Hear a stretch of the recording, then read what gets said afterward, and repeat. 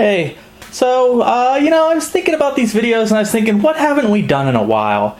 And then I remembered the good old bed table thing. We haven't seen that in a while, so I figured let's have another video with a good old unstable bed table here. So, today's video we're going to be talking about this guy right here, and this is the Dell Dimension 4100. If you read the blog, I have done some things on some older Dell Dimensions before, so you know I have a soft spot for these. If not, this is my first actual video on one of these things, and yeah, I kind of have a soft spot for these. I don't know why.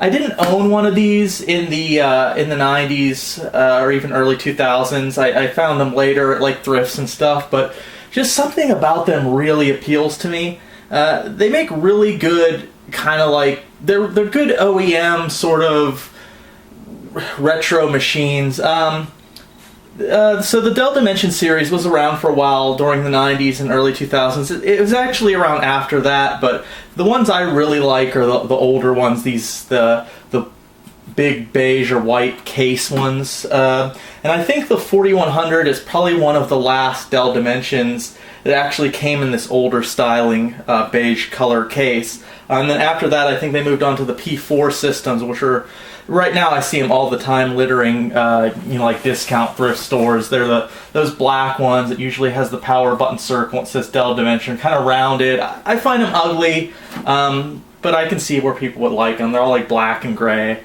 I don't really care for them. I'm not a huge fan of the Pentium 4 either, although it is growing on me recently. But I do like the older Dell Dimensions, and they were I think they were kind of like seen as kind of a upper, higher end sort of series for Dell. These were really seemed to be more oriented towards, computer enthusiasts and, gamers. I always really liked these cases.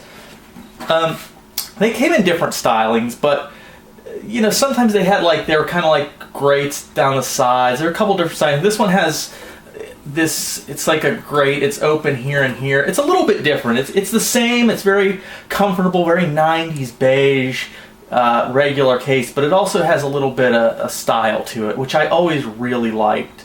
This is a Pentium 3 version. Actually, this had a Celeron in it, but we'll talk about that when I show you the inside. But these came, I believe, all the way back to like Pentium 1s, Pentium 2s, Pentium 3s.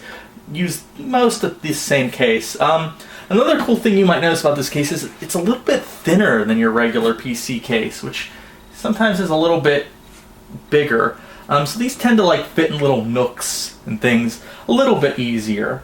So yeah, there's a good bit of expansion options here. We got the power button, reset button. I'm not a big fan of when they have the kind of for the floppy drive built into the case slot, but you got this one right here. This is where you put your floppy drive. That's what I have right now, 1.44 megabyte floppy drive. Probably put a zip drive there. 2 bays here.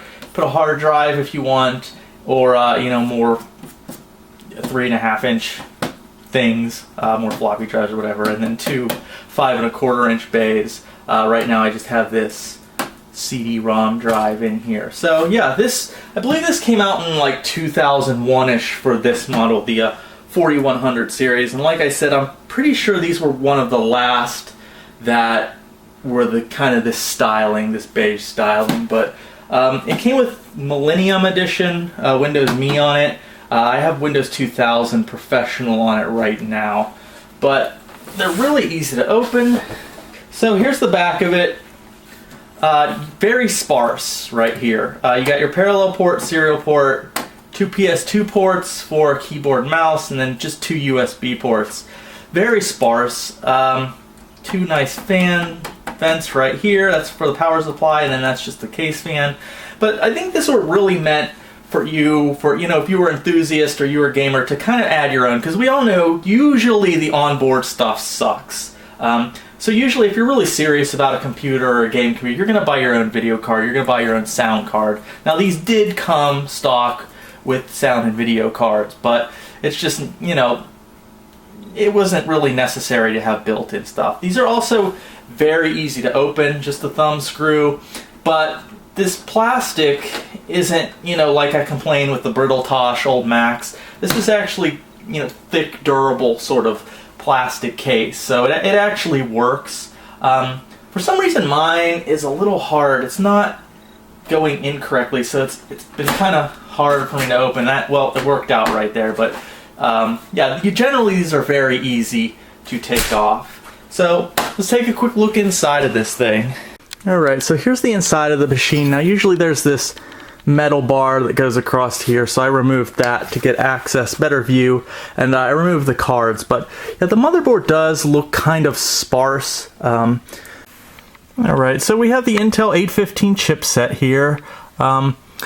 Now right here is the CPU. Now it's hard to see now because we have this little shroud over it. So how this works, the CPUs on these, they don't actually have the fan mounted right onto the heatsink. It uses the shroud here on the system fan, and then it blows down and then it's redirected down over the CPU. So now the CPU this machine came with was a 1.1 gigahertz Celeron, which I upgraded to a 1 gigahertz Pentium 3 Coppermine. Now any of the Coppermine chips should work on this board. The reason I did that is just more performance. Even though the Celeron was 100 megahertz faster, they're kind of the budget CPUs, and they're kind of cut down Pentium 3s. They have half the L2 cache on the chip, and they also run at 100 megahertz front and side bus as opposed to a regular Pentium 3 running at 103 megahertz front and side bus. So I also did some benchmarks comparing the results. I'll try to put them up here on the screen for you. But yeah, so I upgraded this to a Pentium 3, 1 gigahertz from that 1.1 Celeron, and that did give a noticeable improvement. RAM, it just uses SD RAM, PC133 SD RAM. Mine came with, I think it was 256 megabytes.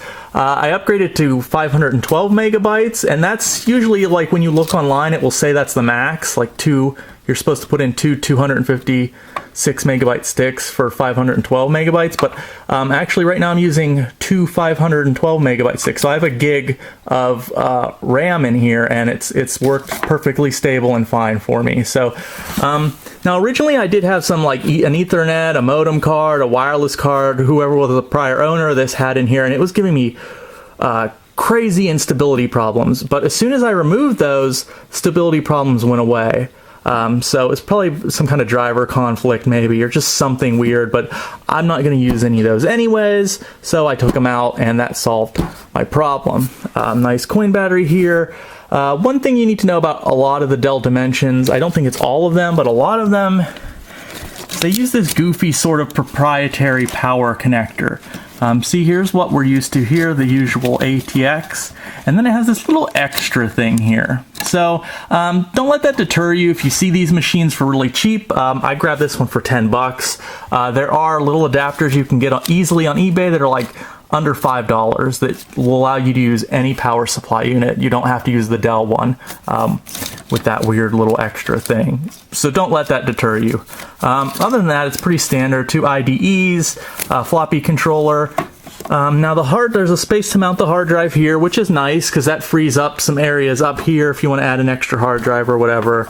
Over the years, I've heard things about mounting hard drives like this vertically, for and against it.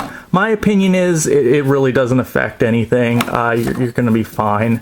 But yeah, there's a little spot for this. This is a 40 gigabyte drive. I think that's probably what they came stock with. This is all pretty much stock. I didn't do too much except change the CPU. So I'll just show you the cards that came with it real quick.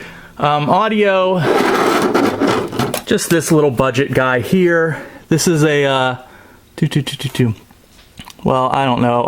Oh, it's a CT 5807, kind of little budget creative sound card, not much to it at all. Mic and an audio in and out. So I think whoever built this thing, it was really a budget machine between these cards and the CPU being a Celeron, but thankfully it's really easy to upgrade these things. So here was the video card that was in here. It was a GeForce 2 MX, not a bad budget card, but a budget card nonetheless. You could pretty much replace it with any kind of AGP card. You know, even a GeForce 2, like a GeForce 2 or GeForce 2 Ultra, would actually be a really nice fit for this machine. But as far as budget cards, though, this GeForce 2 MX isn't bad, actually. That's about it, really, for this machine. Really cool. I really like the dimensions. I mean, I'm usually not a huge fan of like OEM machines. I like to build my own, you know, custom case, custom board, all that stuff. But for an OEM machine, I do like these Dell Dimensions. Just, I've always had good luck with them. Pretty solid machines. You know, very easy to kind of upgrade if you want to. And I like the aesthetics of them. You might not, but you know, I think they're pretty cool. So anyways, that's a quick look at the Dell Dimension 4100. So thank you for watching. If you see one of these things, real cheap, like 10 bucks or under, hey, pick one up if you need a retro rig. They're not half bad. The one thing I will say, though, is these later ones do lack ISA slots. So if you're looking to use this as a DOS machine, that the lack of, you know, ISA may hurt it as far as, you know, like sound cards and stuff. But you could put in something like a Monster 300, you know, like a Vortex chip sound card, or even a Sound Blaster Live, and you get decent compatibility with later DOS stuff. So it's not, you know, it's not out of the question to use these as DOS machines, but lack of a ISA slot does hurt as far as sound goes. But you know, a lot of later DOS games should work fine. But other than that, yeah, as far as like using this as like a Windows 98 or 95 type rig, it's a good fit. So thank you for watching. I hope you enjoyed the video.